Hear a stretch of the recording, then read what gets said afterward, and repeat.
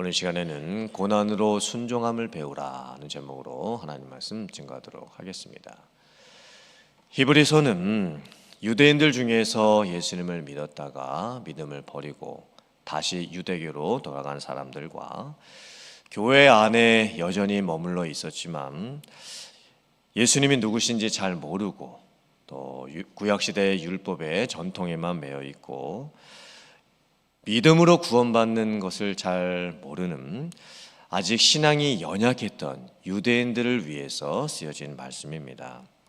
그래서 오늘 히브리서 5장 말씀을 보면 유대인들에게 너무나 중요했던 대제사장에 대해서 말씀을 하면서 예수님께서 인간 대제사장과 어떻게 다르신지에 대해서 말씀하는 내용이 나옵니다. 인간 대제사장은 아무나 될 수가 없었습니다. 오직 아론의 후손들만 될 수가 있었습니다. 인간 대제사장은 하나님께서 특별하게 부르신 사람들이었기 때문에 마땅한 영광을 누릴 수가 있었습니다. 하지만 인간 대제사장은 연약함이 있었습니다. 스스로가 사람이었기 때문에 대제사장으로서 백성들을 위해서 속죄제도 드려야 했지만 죄인된 자기를 위해서도 속죄제를 드려야 했습니다. 또한 인간 대제사장이 드리는 제사는 영원한 제사가 아니었기 때문에 효력이 일시적일 수밖에 없습니다. 그래서 계속적으로 매일 반복되는 제사를 드려야만 했습니다. 하지만 예수님께서는 특별한 큰 대제사장이셨습니다. 그 누구와도 비교할 수 없는 특별한 영광과 권위를 가지고 계셨습니다. 또 예수님께서는 대제사장으로서 특별한 사역도 감당을 하셨습니다. 예수님께서는 어떻게 대제사장이 되셨을까요? 하나님께서 직접 말씀으로 임명해 주셨습니다.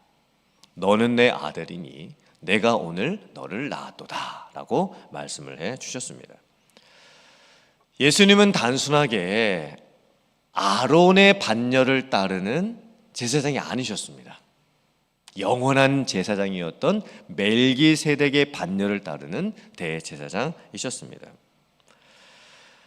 예수님은 인간 대제사장과 결단코 비교조차 될 수가 없는 분이셨습니다. 예수님께서는 죄가 없으셨지요. 그래서 자기 자신을 위해서 속죄제를 드리실 필요가 없으셨습니다. 예수님께서는 대제사장으로서 단 한 번의 영원한 제사를 십자가 위에서 드리셨기 때문에 더 이상 제사를 반복하지 않아도 됩니다. 이제 예수님께서 십자가에 달려 죽으심으로 인해서 모든 속죄가 이루어졌습니다. 누구든지 예수님을 믿기만 하면 구원을 받습니다. 그렇다면 구원을 받는데 정말 행함이 아무 필요가 없는가? 행함이 하나도 없이 믿음만으로 우리가 구원을 받을 수 있는가? 맞습니다. 예수님께서 구원에 필요한 모든 것을 다 행해 놓으셨기 때문에 우리가 구원받기 위해서 내가 행함을 할 필요는 없습니다. 오직 믿음으로만 구원을 받습니다. 하지만 우리가 놓치지 말아야 될 부분은 내가 구원을 받기 위해서 내가 행할 필요는 없지만 예수님께서 구원에 필요한 모든 것을 다 행해 놓으셨다는 그 부분입니다. 오늘 히브리서 5장 7절부터 11절 말씀은 예수님께서 구원을 이루기 위해서 행하셨던 고난에 대해서 말씀을 합니다. 예수님이 당하셨던 그 고난이 예수님에게도 얼마나 힘들었던 것인지 큰 어려움이었는지 말씀을 하고 있습니다. 특별히 예수님께서도 고난을 배워서 순종하게 되셨다라고 말씀을 합니다. 이 내용이 우리들이 참 묵상해 봐야 될 부분입니다. 예수님께서 고난을 배워서 순종에 이르셨다는 의미가 무엇일까요? 고난으로 순종함을 배우시게 되셨다라는 의미가 무엇일까요? 사실 예수님께서는 고난을 당하실 아무 이유가 없습니다. 순종을 배워야 될 이유도 없으십니다. 예수님께서는 근본 하나님과 본체이셨습니다. 하나님과 동등된 분이셨습니다. 그런데 예수님께서 하늘 보좌를 버리시고 이 땅에 사람의 몸을 입고 오셨습니다. 예수님께서 사람이 되신 것 자체가 고난의 시작입니다. 또한 예수님께서는 사람의 몸을 입으시고 우리와 똑같이 살아가시면서 인간이 겪어야 할 희노애락을 겪으시고, 예수님도 배도 고프셨고 또 졸리기도 하셨고 또 피곤하기도 하셨습니다.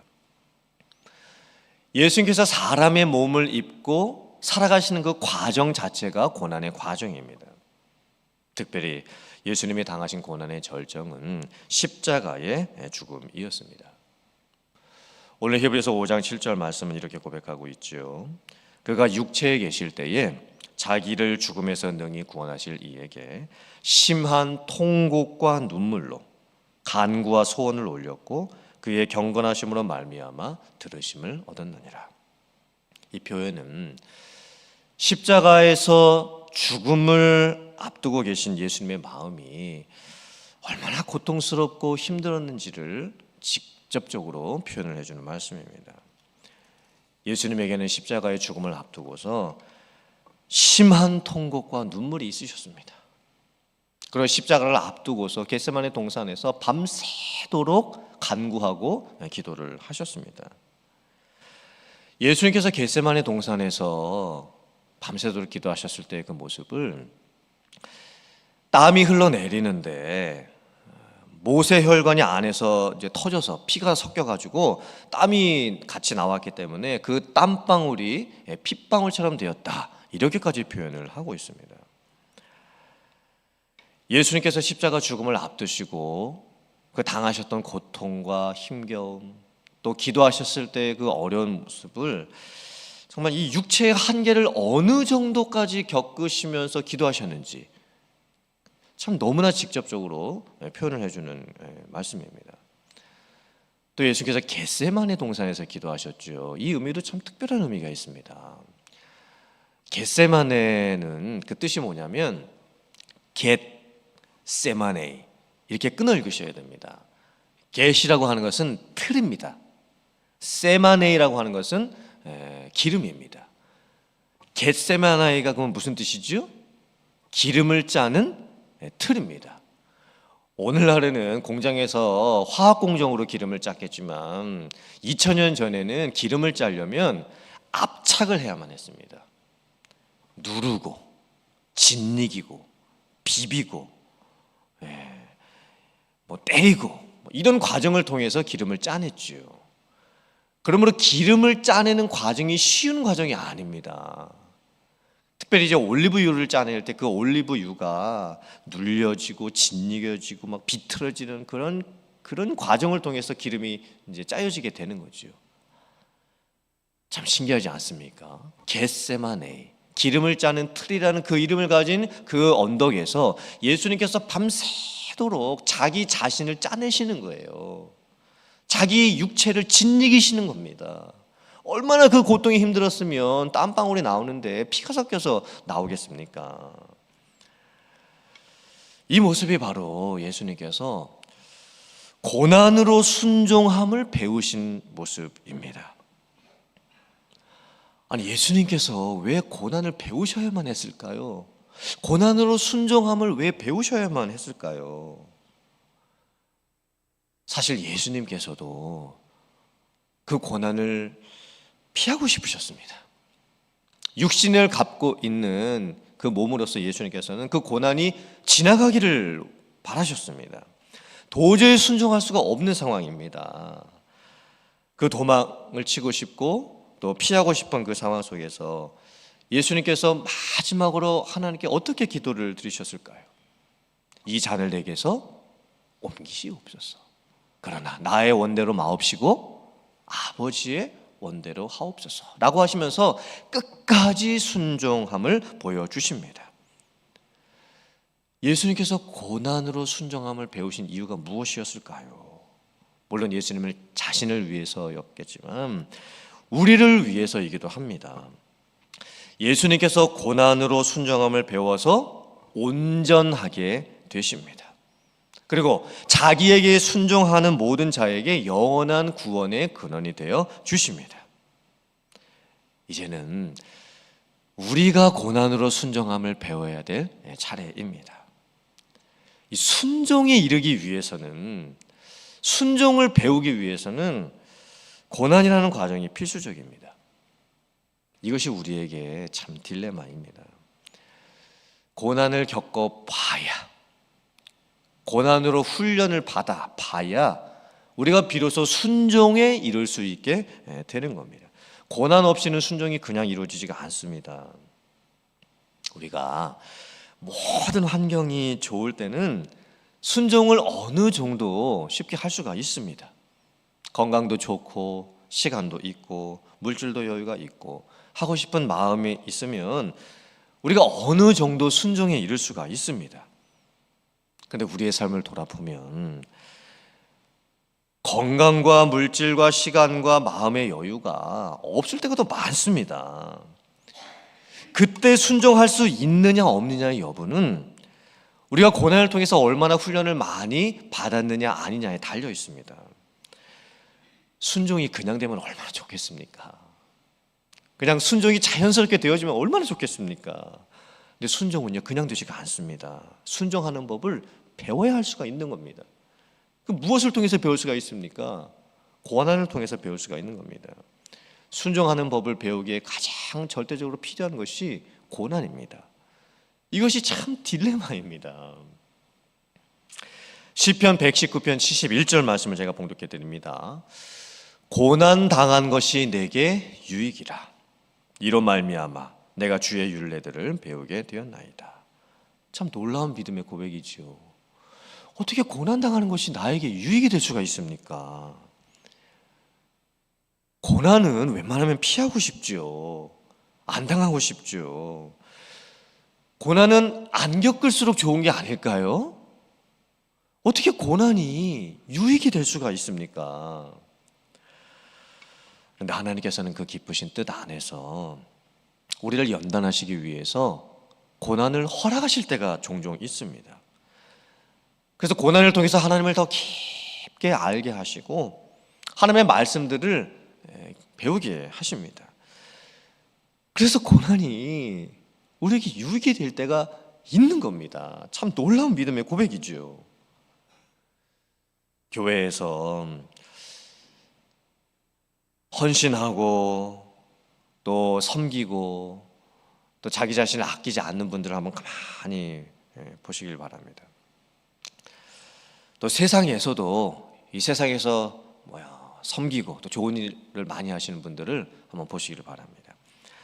자기도 힘들고 어려운데 오히려 다른 사람을 섬기고 돕는 분들이 많이 있습니다. 인간은 기본적으로 돈이 생기고 시간이 있고 여유가 있으면 자기 자신을 위해서 먼저 쓰려고 하는 경향이 강합니다. 내가 나를 위해서 하고 싶은 거 다 하고 나서 그리고 시간이 남고 물질이 남고 여유가 있으면 다른 사람을 위해서 섬기는 것이 기본적인 성향입니다. 그런데 예수님을 믿고 구원받은 우리들이 가져야 될 섬김의 태도가 무엇일까요? 나도 아픕니다. 나도 시간이 없습니다. 나도 물질이 빠듯합니다. 솔직히는 나도 하기 싫습니다. 나도 피하고 싶습니다. 그런데 하나님께서 주시는 마음이 있습니다. 또 내가 눈으로 보니 저 일을 누군가는 꼭 해야 될 일처럼 여겨집니다. 마음에 계속 거룩한 부담이 생깁니다. 나는 하기 싫고 나는 피하고 싶은데 성령께서 주시는 그 마음이 생깁니다. 그때 교회를 위해서 헌신할 수 있게 되는 거예요. 그때 세상을 위해서 헌신할 수 있게 되는 겁니다. 그때 나보다 더 어려운 형편에 있는 사람들을 위해서 헌신할 수 있게 되어지는 겁니다. 고난을 통해서 순종함을 배우게 되는 거죠. 그때 우리에게 온전함이 이루어집니다. 예수님께서 십자가에서 죽으시고 부활의 영광을 얻으셨던 그 온전함, 죽으셔야만 가능했던 구원이 이루어지는 그 완전함이 이루어졌던 것처럼 우리에게도 고난이 있고 고난을 통해서 훈련받고 순정함을 배우게 되면서 비로소 하나님이 우리에게 원하시는, 나에게 바라시는 그 온전함, 그 완전함이 이루어지게 되는 겁니다.